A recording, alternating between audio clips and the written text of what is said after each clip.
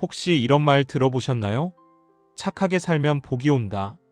우리는 유치원 때부터 이 말을 귀에 딱지가 않도록 들으며 자랐습니다. 양보해라, 남의 기분을 먼저 생각해라, 튀지 마라, 둥글게 살아라. 그래서 여러분은 어른이 된 지금 정말 복을 받으셨습니까? 통장은 두둑해졌고 회사에서는 인정받고 사람들은 여러분을 우러러보나요? 아니면 거절 못해서 일만 떠안고 싫은 소리 못해서 손해만 보고 결국엔 사람은 좋은데 일머리는 없어라는 치욕적인 평가를 받고 계신가요? 만약 지금 속이 뜨끔하셨다면 오늘 영상은 여러분의 인생을 송두리째 뒤흔들지도 모릅니다. 왜냐하면 여러분이 가난하고 무시당하고 늘 이 사회의 먹이사슬 밑바닥에 있는 이유가 바로 그 착해에 빠진 성격, 정확히 말하면 여러분의 뇌가 패자의 호르몬에 절여져 있기 때문이라는 불편한 진실을 이야기할 거니까요.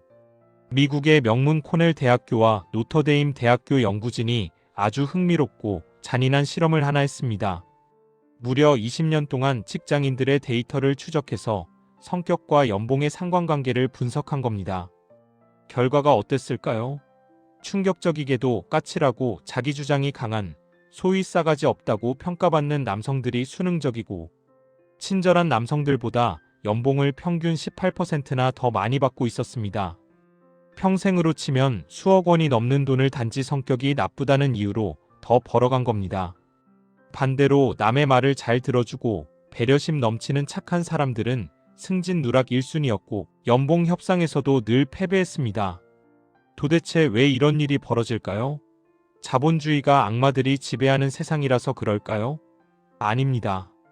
이건 도덕의 문제가 아닙니다.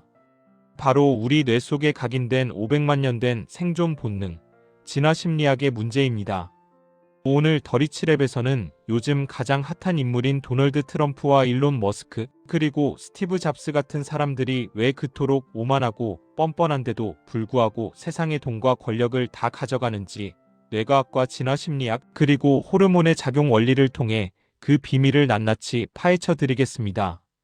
그리고 착해 빠진 여러분이 이 야생 같은 자본주의 정글에서 잡아먹히지 않고 포식자로 거듭나기 위해 당장 내일부터 써먹을 수 있는 지배의 기술까지 확실하게 정리해 드립니다. 끝까지 집중하세요. 오늘 이야기는 여러분의 뇌 구조를 개조하는 시간이 될 테니까요. 본론. 첫째, 당신의 뇌는 착한 리더가 아닌 강한 우두머리를 원합니다.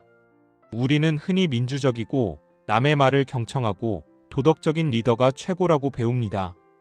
교과서에서는 그렇게 가르치죠. 하지만 투표장이나 주식시장, 그리고 냉혹한 비즈니스 현장에서 인간의 선택은 전혀 다르게 나타납니다. 최근 전 세계를 뜨겁게 달구고 있는 도널드 트럼프를 한번 보세요. 그는 막말을 일삼고 논리적인 토론보다는 인신공격을 서슴지 않습니다. 팩트체크를 해보면 거짓말인 경우도 수두룩합니다. 상식적으로 보면 매장당해야 마땅한데 왜 수많은 대중은 그에게 열광하고 다시 그를 세계 최강대국의 대통령으로 만들었을까요? 단순히 사람들이 무지해서일까요? 천만의 말씀입니다. 진화심리학에서는 이를 지배성 다머넌스과 명망성 프레스티지라는 두 가지 개념으로 설명합니다. 명망성은 실력과 인품으로 존경받는 리더십입니다. 반면 지배성은 힘과 공포, 압도적인 카리스마로 무리를 이끄는 리더십이죠. 재미있는 건 우리 뇌의 상태에 따라 원하는 리더가 달라진다는 겁니다. 세상이 평화롭고 먹을 게 풍부할 때는 인품 훌륭한 리더를 찾습니다. 하지만 지금처럼 경제가 어렵고 전쟁이 터지고 내 월급만 빼고 다 오르는 위기 상황이 되면 인간의 뇌는 가장 원시적인 편도체 에미그달러가 활성화됩니다. 이때 우리의 무의식은 착한 리더가 아니라 나를 대신해서 적을 때려잡고 먹이를 가져올 센 놈, 즉 강력한 알파 메일 앨퍼 메일을 갈망하게 됩니다. 트럼프는 이 본능을 누구보다 잘 아는 사람입니다. 그는 토론할 때 논리적으로 반박하지 않습니다. 대신 상대의 별명을 부르고 말을 끊고 몸을 크게 부풀려 상대방을 물리적으로 압도하는 제스처를 취합니다. 이때 대중의 뇌 속에 있는 거울 뉴런 미러 누라는 트럼프의 그 넘치는 자신감을 감지합니다. 그리고 무의식적으로 이렇게 판단하죠. 저 정도로 확신에 차 있는 걸 보니 저 사람은 정답을 알고 있나 보다. 저 사람 옆에 붙어야 내가 산다. 반면 여러분은 어떤가요? 회의 시간에 내 의견이 맞는지 확신이 없어 말끝을 흐립니다. 제 생각에는 아마도 그럴 것 같은데요. 이런 불확실한 언어를 씁니다. 상사의 기분을 살피느라 눈치를 봅니다. 겸손이 미덕이라고 생각해서 내 성과를 포장하지도 않습니다. 하지만 슬프게도 타인의 뇌는 그런 여러분을 겸손한 사람으로 기억하는 게 아니라 능력 없고 자신감 없는 서열 낮은 개체로 인식합니다. 기억하세요. 야생에서는 겸손하면 잡아먹힙니다. 여러분이 아무리 실력이 좋아도 그 실력을 뻔뻔하게 드러낼 깡다구가 없다면 여러분의 성과는 뻔뻔한 동료가 가로채 갈 것이고 여러분은 영원히 2인자, 아니 투명 인간으로 남게 될 겁니다. 둘째, 승자의 뇌는 화학물질이 다릅니다. 테스토스테론의 비밀. 심리학을 넘어 생물학적인 이야기를 해보겠습니다. 왜 부자는 계속 부자가 되고 빈자는 계속 위축될까요? 여기에는 승자 효과 위너 이펙트라는 뇌과학적 메커니즘이 숨어 있습니다. 동물의 세계에서 싸움에 이긴 수컷은 테스토스테론 수치가 급격히 상승합니다. 테스토스테론은 단순히 근육을 만드는 호르몬이 아닙니다. 뇌의 도파민 수용체를 증가시켜서 두려움을 없애고 위험을 감수하게 만들며 도전을 즐기게 만듭니다. 즉, 한 번 이기면 뇌가 승리에 최적화된 상태로 변해서 또 이길 확률이 높아지는 겁니다. 반면 늘 양보하고 패배하고 눈치 보는 사람의 뇌는 어떨까요? 스트레스 호르몬인 코르티솔이 분비됩니다. 코르티솔은 뇌를 위축시키고 기억력을 감퇴시키며 무엇보다 사소한 위협에도 과민하게 반응하게 만듭니다. 늘 불안하고 남들이 나를 어떻게 생각할까 걱정하고 새로운 도전을 두려워하게 되죠. 착한 사람 콤플렉스에 빠진 분들은 만성적인 코르티솔 중독 상태일 가능성이 높습니다. 남의 부탁을 거절하면 상대가 싫어할까봐 불안해서 거절을 못합니다. 그 불안함이 바로 코르티솔의 작용입니다. 트럼프나 머스크 같은 사람들을 보세요.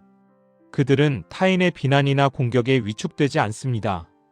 오히려 그 상황을 즐기는 것처럼 보이죠. 그들의 뇌는 높은 테스토스테론 덕분에 타인의 부정적 반응에 둔감합니다. 내가 나를 욕해? 그래서 뭐? 하고 넘겨버리는 겁니다. 이 둔감력이 바로 성공의 핵심 엔진입니다. 여러분이 부자가 되고 싶다면 뇌 속의 화학 물질부터 바꿔야 합니다. 작은 승리를 쟁취하고 내 주장을 관철시켜서 테스토스테론을 펌핑해야 합니다. 착한 아이로 살면서 코르티솔에 절여진 뇌로는 절대 냉혹한 승부의 세계에서 이길 수 없습니다. 셋째, 과도한 공감 능력은 뇌의 성능을 떨어뜨립니다. 이번에는 일론 머스크 이야기를 해보죠. 그는 직원들을 가혹하게 몰아붙이기로 유명합니다. 심지어 해고 통보를 하면서도 미안해하는 기색이 별로 없죠. 스티브 잡스는 또 어땠습니까? 엘리베이터에서 만난 직원에게 질문 하나 던지고 대답을 못하면 그 자리에서 해고해버렸다는 일화는 전설처럼 내려오죠. 우리는 이런 이야기를 들으면 그들의 인성을 욕합니다. 소시오패스 아니냐고 비난하죠. 하지만 뇌과학적으로 보면 그들은 뇌의 자원을 지독할 정도로 효율적으로 쓰고 있는 겁니다. 우리 뇌에는 대상의 CINGULATE 코텍스라는 부위가 있습니다. 이곳은 타인의 감정을 읽고 공감하며 갈등을 조율하는 역할을 합니다. 문제는 이 공감 회로가 에너지를 엄청나게 잡아먹는다는 겁니다. 여러분이 하루 종일 회사에서 김대리가 나를 어떻게 생각할까, 부장님 기분이 왜 저럴까 눈치 보느라 퇴근하면 녹초가 되는 이유가 바로 여기에 있습니다. 정작 내 일은 하나도 못했는데 말이죠. 반면 성공한 CEO들의 뇌는 이 공감 에너지를 차단하고 그 자원을 오로지 문제 해결과 목표 달성에 쏟아붓습니다. 이를 심리학에서는 인지적 공감 콜드 엠퍼시과 정서적 공감 하트 엠퍼시의 차이로 설명합니다. 성공한 사람들은 인지적 공감 능력은 뛰어납니다. 상대가 무엇을 원하는지, 대중이 무엇에 열광하는지 이성적으로는 기가 막히게 파악합니다. 하지만 정서적 공감, 즉 상대의 슬픔이나 고통을 내 것처럼 느끼는 회로는 선택적으로 차단합니다. 일론 머스크가 화성에 로켓을 쏘겠다고 했을 때 사람들이 다 미친 짓이라고 비웃고 전문가들은 불가능한 이유를 수백 가지 댔습니다. 만약 머스크가 정서적 공감 능력이 뛰어난 사람이었다면 어떻게 됐을까요? 사람들의 비난에 상처받고 실패했을 때 직원들이 겪을 고통을 걱정하느라 시도조차 못했을 겁니다. 하지만 그는 타인의 감정보다 물리학의 법칙, 즉 팩트에만 집중했습니다. 남들이 뭐라건 결과값만 보는 겁니다. 이것이 바로 부자의 뇌 구조입니다. 착한 여러분은 어떤가요? 내 뇌의 CPU를 남의 기분 맞춰주는데 80%를 쓰고 정작 내가 부자가 되기 위한 전략을 짜는 데는 20%도 못 쓰고 있지 않나요? 여러분이 지금 가난한 건 머리가 나빠서가 아닙니다. 너무 많은 신경을 남에게 쓰고 있기 때문입니다. 부자가 되고 싶다면 약간의 싸가지 없음을 장착해야 합니다. 타인의 감정에 대한 알람을 끄고 오로지 나의 목표와 이익에 집중하는 이기적인 시간 셀피시 타임을 확보해야 합니다. 그것이 뇌과학적으로 증명된 성공의 비결입니다. 넷째, 부자는 절대로 해명하지 않습니다. 프레임의 법칙. 사회적 지위와 관련된 아주 중요한 심리 법칙, 바로 프레임 이론 프레임 시리입니다. 우리가 착한 사람 콤플렉스에 빠져 있을 때 가장 많이 하는 실수가 뭔지 아십니까?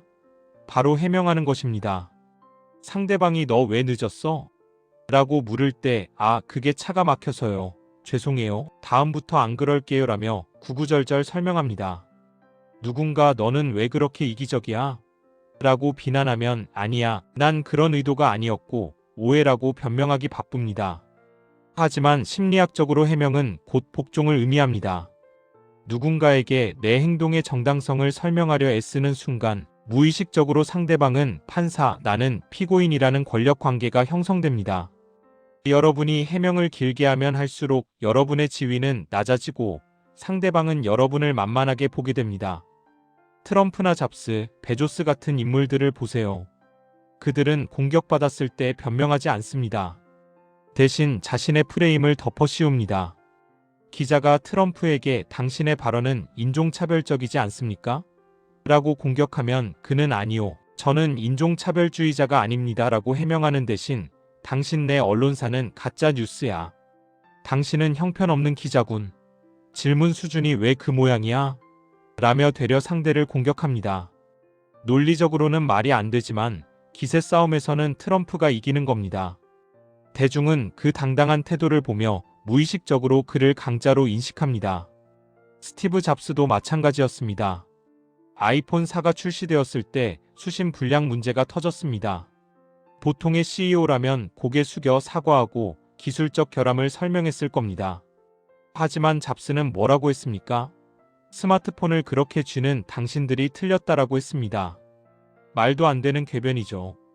하지만 그 어마어마한 뻔뻔함과 확신에 찬 태도는 현실 왜곡 장리 엘러티 디스토션 필드를 만들어냈고 사람들은 결국 잡스의 방식에 적응했습니다. 제가 여러분에게 트럼프처럼 막말을 하거나 잡스처럼 고객을 무시하라는 게 아닙니다. 핵심은 내 인생의 주도권을 남에게 넘겨주지 말라는 겁니다. 착한 사람들은 늘 세상의 기준에 자신을 맞추려 합니다. 남들이 정해놓은 도덕, 남들이 정해놓은 상식에 벗어나지 않으려고 애쓰죠. 하지만 부자들은 세상이 자신에게 맞추게 만듭니다. 부당한 공격이나 비난이 들어왔을 때 해명하지 마세요. 그냥 여러분의 할 말을 하세요. 네, 그렇습니다. 그래서요? 라고 되물으세요. 여러분의 기준을 상대에게 통보하세요. 그때 비로소 여러분은 을의 위치에서 벗어나 갑의 위치로, 포식자의 위치로 올라설 수 있습니다. 다섯째, 포식자가 되기 위한 실전 행동 지침. 자, 이제 이론은 알겠는데 당장 내일부터 어떻게 해야 할까요? 뇌과학과 진화심리학을 응용해서 여러분의 서열을 즉시 높여주는 3가지 행동 지침을 드리겠습니다. 첫 번째, 사과하지 마세요. 습관적인 죄송합니다를 입에서 지우세요. 엘리베이터에서 부딪혔을 때, 회의 중에 질문할 때, 심지어 내 잘못이 아닐 때도 죄송하다는 말을 쿠셔너처럼 쓰는 분들이 있습니다. 그 말 한마디 한마디가 여러분의 뇌에 나는 죄인이다, 나는 약자다라는 신호를 보냅니다. 죄송합니다 대신 감사합니다로 바꾸세요. 늦어서 죄송합니다가 아니라 기다려주셔서 감사합니다라고 하세요. 사과는 정말 큰 잘못을 했을 때만 하는 겁니다. 두 번째, 공간을 점유하세요. 조던 피터슨 교수가 말한 가슴을 펴라는 조언은 과학입니다. 어깨를 웅크리고 몸을 작게 만드는 자세는 코르티솔 수치를 높입니다. 반대로 의자에 앉을 때 팔을 걸치고 다리를 벌리고 테이블 위에 내 물건을 올려놓으며 공간을 넓게 쓰세요. 이런 확장된 자세 파워 포징을 2분만 유지해도 테스토스테론 수치가 20% 상승한다는 연구 결과가 있습니다. 몸이 뇌를 지배하게 만드세요. 세 번째, 침묵을 견디세요. 대화 중에 침묵이 흐르면 불안해서 아무 말이나 꺼내며 분위기를 띄우려는 사람이 있습니다. 전형적인 하수의 행동입니다. 고수는 침묵을 즐깁니다. 내가 질문을 던지거나 말을 한 뒤에 상대가 답할 때까지 눈을 피하지 말고 침묵을 유지하세요. 그 어색한 공기를 견디는 힘이 바로 지배력입니다. 침묵을 깬다는 건 그 압박감을 못 이겼다는 패배의 신호입니다. 결론. 이야기를 정리해 보겠습니다. 우리는 어릴 때부터 착한 아이가 되라고 강요받았습니다. 하지만 그건 부모님이나 선생님이 우리를 다루기 편하게 만들기 위한 가스라이팅이었을지도 모릅니다. 자본주의라는 정글, 냉혹한 사회에서는 그 착함이 여러분의 발목을 잡는 가장 무거운 족쇄가 됩니다.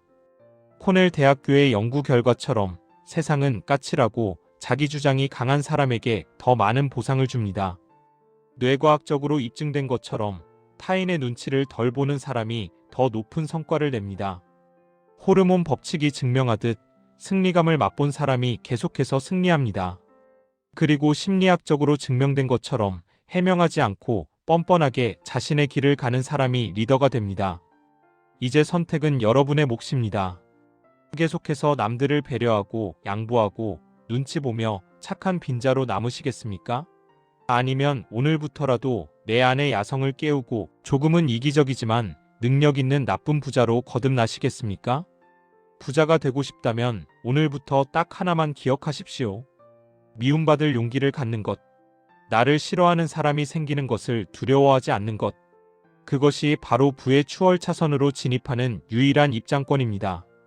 오늘 이야기가 여러분의 잠들어 있는 본능을 깨우는 데 도움이 되셨다면 구독과 좋아요 부탁드립니다. 더리치랩은 언제나 여러분의 경제적 자유와 정신적 무장을 응원합니다. 감사합니다.